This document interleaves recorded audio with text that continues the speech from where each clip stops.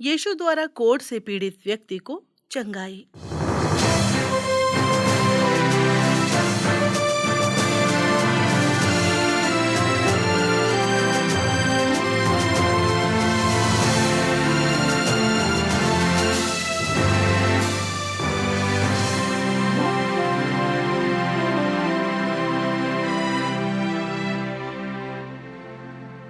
परमेश्वर का वचन कहता है, क्योंकि परमेश्वर ने जगत से ऐसा प्रेम रखा कि उसने अपना इकलौता पुत्र दे दिया, ताकि जो कोई उस पर विश्वास करे वो नष्ट ना हो परंतु अनंत जीवन पाए।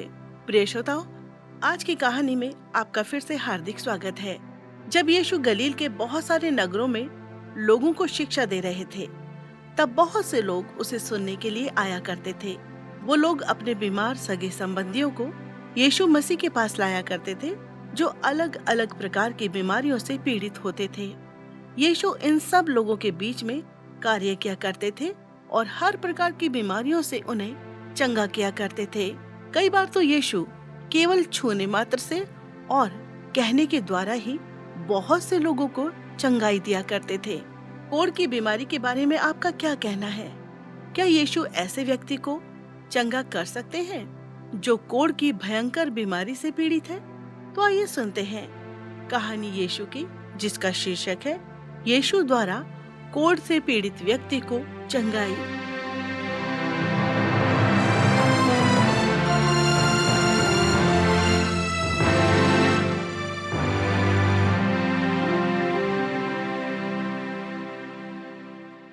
ऐसा मैंने अपने जीवन में क्या किया है जो मैं कोढ़ की बीमारी के दंड को झेल रहा हूँ? आखिर हम क्यों अशुद्ध कहलाते हैं? बहुत से लोग तो कहते हैं कि हमारी बीमारी उनके लिए एक प्रार्थना का विषय है, लेकिन मैं तो समझता हूँ कि ये बीमारी तो हमें उनके बीच में से निकाला जाना है। ये अलगाव तो हमारे लिए बड़ा असहनीय है। कोई तो होना चाहिए जो हमें सुख दे सके। जो कोई भी हमारे पास पाए जाते हैं, सब के सब कोढ़ से पीड़ित हैं। इस कोढ़ की बीमारी से बुरा तो कुछ भी नहीं है। हमारा घर, परिवार, रोजगार और जो लोगों से सम्मान मिलता था, वो सब हमसे छिन गया। यहाँ तक कि हम तो आराधना करने के योग्य भी नहीं रहे। ये बीमारी तो हमारे शरीर को नाश कर रही है और हमारे शरीर को जकड़ भी रही है। हम तो अवश्य ही मरने वाले हैं। हमारी तो मौत भी धीरे धीरे आ रही है। आने वाले दुखों से बचने के लिए मैं सच में इस मौत का स्वागत करूंगा। हम तो बड़े दुखों का सामना कर रहे हैं और यह भी सत्य है कि कोई राहत नहीं मिलने वाली भविष्य में। हम तो शहर में प्रवेश करने के लिए भी प्रतिबंधित हैं। ये तो शहर के बाहर वो एकांत स्थान है जहाँ कोई नहीं आ सकता और ना ही कोई हमसे बात कर सकता है। सही कहा तुमने जेहू। हम तो किसी से बात भी नहीं कर सकते और ना ही किसी को सलाम कर सकते हैं। हमारे साथ ऐसा बर्ताव किया जाता है जैसे कि कोई हमारा अस्तित्व ही नहीं है। और यही नहीं, हमें तो चलते समय कहना पड़ता है अशुद्ध अशुद्ध और लोगों से दूर रहना पड़ता है। ओहो, और कितने समय तक मुझे अपनी पत्नी और बच्चों से दूर रहना पड़ेगा। अपना मुंह धोना बड़ा ही भयानक है। कितना अच्छा होगा कि जब ठंडा पानी मेरे मुंह पर पड़ेगा। शायद हम अपना चेहरा ठंडे पानी से धो सकते हैं, लेकिन तब जब कोई हमें देख ना रहा हो।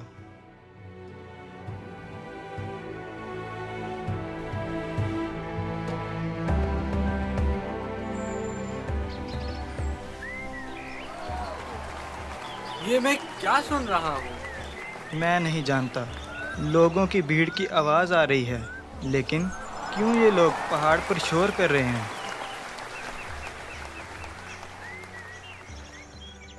लोगों के शोर की आवाज़ धीरे हो गई है और किसी एक व्यक्ति के बोलने की आवाज़ आ रही है। मैंने ऐसा प्रचार पहले भी सुना है। लगता है वो लोगों का ध्यान अपनी ओर आकर्षित कर रहा है। और सुनो, वो क्या कह रहा है? मैं उसे सुन सकता हूँ। मांगो तो तुम्हें दिया जाएगा, ढूंढो तो तुम पाओगे, खटखटाओ तो तुम्हारे लिए खोला जाएगा। क्योंकि जो मांगता है वो पाता है, और जो खटखटाता है उसके लिए खोला जाएगा। लगता है वो आशा के बारे में प्रचार कर रहा है, वो ही आशा जिसकी हमें सख्त जरूरत है। वो तो बड़े ही अधिकार के साथ बोल रहा है। वो व्यक्ति तो सबसे अलग सा मालूम पड़ता है। मैं दुविधा में हूँ कि आखिर वो कौन है। ये तो वही व्यक्ति लगता है जिसको मैंने पहले भी सुना है। गलील में 2 व्यक्ति इस प्रचारक के बारे में बात कर रहे थे। वो बता रहे थे इस व्यक्ति ने बहुत से बहरे, गूंगे, लंगड़े, बीमार और दुष्ट आत्मा से पीड़ित लोगों को चंगा किया है। चंगाई? चंगाई? क्या वो कोढ़ियों को भी शुद्ध कर सकता है? लेकिन अगर वो दुष्ट आत्माओं से पीड़ित लोगों को चंगा कर सकता है, तो कोढ़ियों को क्यों नहीं? मुझे तो नहीं पता, लेकिन लोगों का तो कहना है कि वो सब कुछ कर सकता है। वो तो उस पर विश्वास करते हैं कि वो सच में वायदा किया हुआ मसीह है, जो अद्भुत आश्चर्य कर्म करता है। मैं दुविधा में हूँ। मैं तो उसको ढूंढने जाता हूँ। वो ही हमारी एकमात्र आशा है। मैं प्रार्थना करूंगा कि तुम उसको ढूंढ सको और उसके आश्चर्य कर्म को देख सको। मैं जल्द ही वापस लौट कर आऊंगा। आशा करता हूँ एक अच्छी खबर लेकर लौटूं।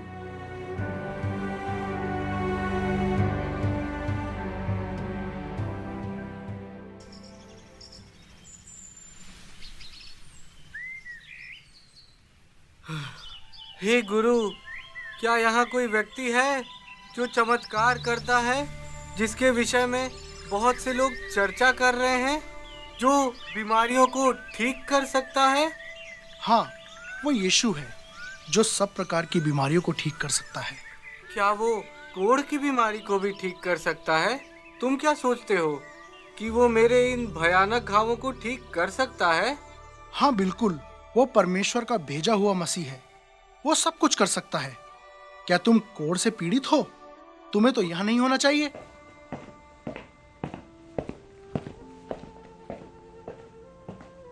गुरु, उसे मत छूना, वो कोढ़ी है, अशुद्ध व्यक्ति। यहाँ से चले जाओ, मुझे कोढ़ी से डरने की आवश्यकता नहीं। प्रभु, मेरा शरीर पूरी तरह घावों से भरा हुआ है। मैं अपनी अशुद्धता और अयोग्यता जानता हूँ, लेकिन मैं जानता हूँ कि तुम मुझे ठीक कर सकते हो। मेरी ओर देख और शुद्ध हो जा। सिर्फ उस कोढ़ी को छूने के द्वारा और कुछ शब्दों के बोलने मात्र से वो चंगा हो गया। उसके बहते हुए घाव चले गए। ये तो अद्भुत आश्चर्य कर्म है। हे प्रभु, तुमने मेरे घावों को चंगा कर दिया, जिनको ठीक होने में जीवन गुजर जाता है। आपका धन्यवाद प्रभु, आपका धन्यवाद।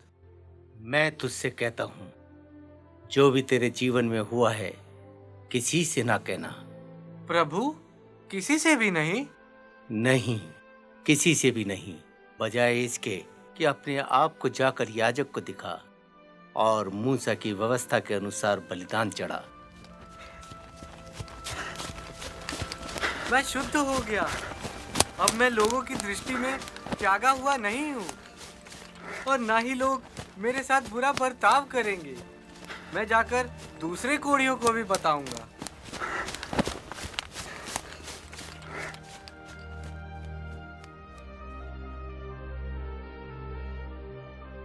प्रिय श्रोताओ, हमारे साथ बने रहने के लिए आपका धन्यवाद। उन दिनों में कोढ़ की बीमारी बहुत ही भयानक बीमारी हुआ करती थी, जिससे सभी लोग डरा करते थे, और यहाँ तक कि ये बीमारी तो परिवार के लोगों के लिए भी खतरा थी।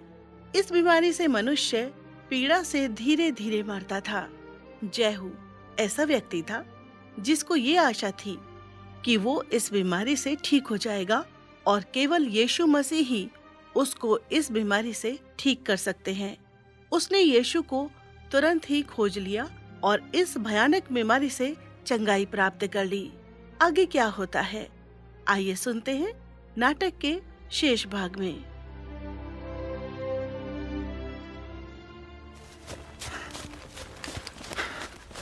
हसाए, कहाँ हो तुम हसाए? उस व्यक्ति का नाम यीशु है। वो सच में मसीह है। वो तुम्हारा भी कोढ़ ठीक कर सकता है। जाओ और उसे खोजो और उस बीमारी से स्वतंत्र हो जाओ। तुम तो ठीक हो गए हो। तुम्हारी त्वचा तो साफ हो गई है। क्या तुम सच में इस कोढ़ से स्वतंत्र हो गए हो? क्या ये सच में अद्भुत नहीं है? जब मैंने यीशु को देखा तो उसके पैरों में गिर गया और उससे विनती की कि मुझे चंगा कर दे। लेकिन ये कैसे हुआ? यीशु ने मुझे छुआ और मैं चंगा हो गया। यीशु ने तुम्हें बस छुआ? हाँ, और उसने कहा शुद्ध हो जा। जिस प्रकार यीशु ने मुझे छुआ, ऐसा तो मैंने कभी भी महसूस नहीं किया। जैसे कि मैं कोढ़ी था और वो मुझे छूने से बिल्कुल नहीं घबराए। और मुझे उससे बिल्कुल भी डर नहीं लगा। मैं उसके करीब जाना चाहता था। ये विश्वास करना थोड़ा कठिन है कि तुम सच में शुद्ध हो गए हो। वो परमेश्वर का पुत्र है। मैं अब शुद्ध महसूस कर रहा हूँ। ये सच में बहुत ही आश्चर्यजनक है। तुम क्या समझते हो कि क्या वो मुझे भी चंगा कर सकता है? हाँ जरूर, मैं विश्वास करता हूँ कि वो सब कुछ कर सकता है। यहाँ तक कि वो तुम्हारे कोढ़ को भी चंगा कर सकता है। तो फिर तो मुझे भी उसके पास जाना चाहिए। मुझे क्षमा करो, मैं तुम्हारे साथ नहीं जा सकता क्योंकि मुझे अपने आप को महायाजक को दिखाना आवश्यक है। अब मैं चलता हूँ।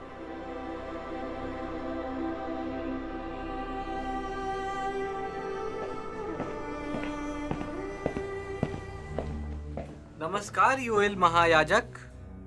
परमेश्वर तुम्हें आशीष दे। मैं तुम्हारी कैसे मदद कर सकता हूँ? मैं कोढ़ी था, लेकिन अब कोढ़ से चंगा हो गया हूँ।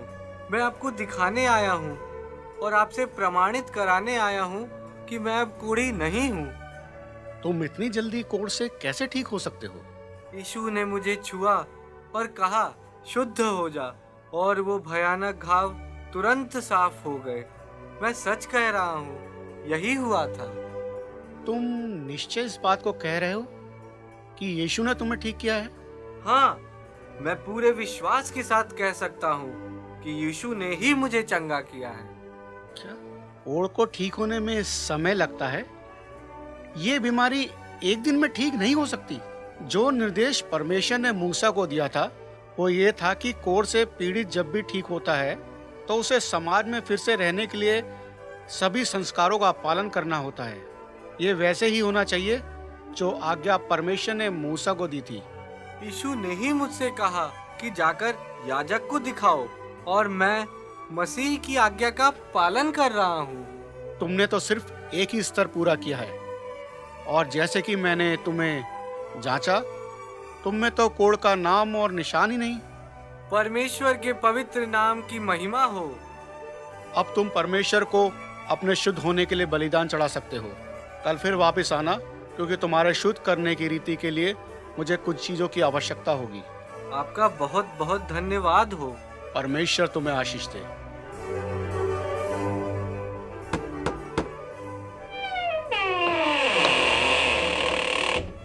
आज का दिन बहुत खूबसूरत है।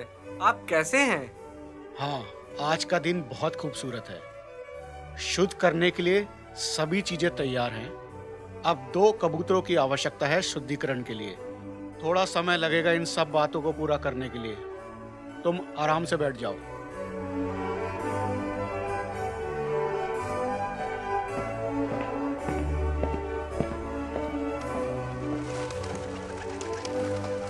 हाँ, बस हो गया। सब हो गया? क्या मैं आजाद हूँ?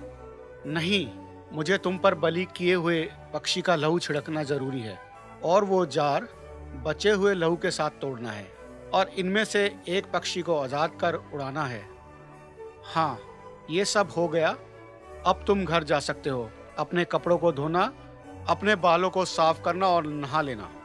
मैं इसी घड़ी का इंतजार कर रहा था।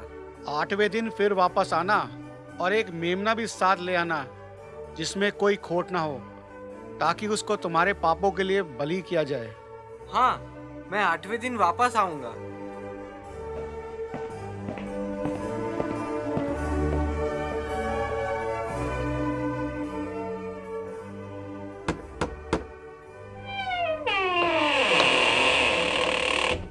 तुम सही समय पर पहुंचे हो। कोई निशान तो नहीं है कोढ़ का? नहीं, प्रभु की महिमा हो, मैं उस भयानक बीमारी से स्वतंत्र हूँ। ये सब यीशु ने किया है। क्या तुम मेमना लाए हो? हाँ, जैसा आपने कहा था, 1 साल का मेमना, बिना किसी खोट का। ठीक है, जब मैं उस मेमने का लहू तुम पर छिड़कूंगा तो तुम्हारे सारे पाप क्षमा हो जाएंगे। धन्यवाद। परमेश्वर की महिमा हो। लेकिन तुम्हें मुझको विश्वास दिलाना होगा कि यीशु ही मसीह कैसे है। प्रभु यीशु, मैं आपसे एक और प्रश्न करना चाहता हूँ। जब आपने उस कोढ़ी को शुद्ध किया, तब आपने उससे कहा कि किसी को मत बताना, बल्कि याजक को जाकर दिखा। आपने उससे ऐसा क्यों कहा? इस बात की चर्चा करना सही नहीं है कि मैं मसीह हूँ। वो समय बाद में आएगा यूहन्ना। लेकिन चंगा होने के बाद तो वो ऊंची आवाज में बोल रहा था कि मैं चंगा हो गया हूँ, और वो ये भी बोल रहा था कि वो दूसरे कोढ़ियों को भी जाकर बताएगा। इस बात की चर्चा करना सही नहीं है यूहन्ना कि मैं मसीह हूँ। वो समय बाद में आएगा। लेकिन चंगा होने के बाद तो वो ऊंची आवाज में बोल रहा था कि मैं चंगा हो गया हूँ, और वो ये भी बोल रहा था कि वो दूसरे कोढ़ियों को भी जाकर बताएगा। हाँ, उसकी ये प्रतिक्रिया शारीरिक और भावनात्मक रूप से स्वाभाविक थी। चंगाई पाने के बाद वो इतना खुश था कि उसको इस बात का ध्यान ही नहीं था कि मैंने उससे क्या कहा था। मुझे तो इस बात का बहुत डर है कि उसने ये बात सबको बता दी होगी और भीड़ हमारे पास आ रही होगी। अब मुझे जंगल में प्रार्थना के लिए जाना चाहिए। प्रभु, हम भी आपके साथ चलेंगे। नहीं, तुम उस भीड़ को संभालो। मुझे अपने पिता के साथ कुछ समय बिताना जरूरी है। हे यूहन्ना, सभी कोढ़ी यीशु से मिलने के लिए आ रहे हैं। वो विश्वास करते हैं कि यीशु परमेश्वर का पुत्र है, जिसके पास उनका कोढ़ ठीक करने की शक्ति है।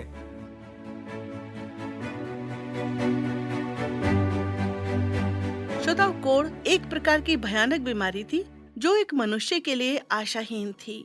जब यीशु उस कोढ़ी से मिला तो उसने उस कोढ़ी को छुआ और वो तुरंत चंगा हो गया। यीशु आपकी भी सहायता कर सकते हैं और आपके सभी रोग और समस्याओं को दूर करने की सामर्थ्य रखते हैं। परमेश्वर का वचन कहता है, बिना लहू बहाए पापों की क्षमा नहीं।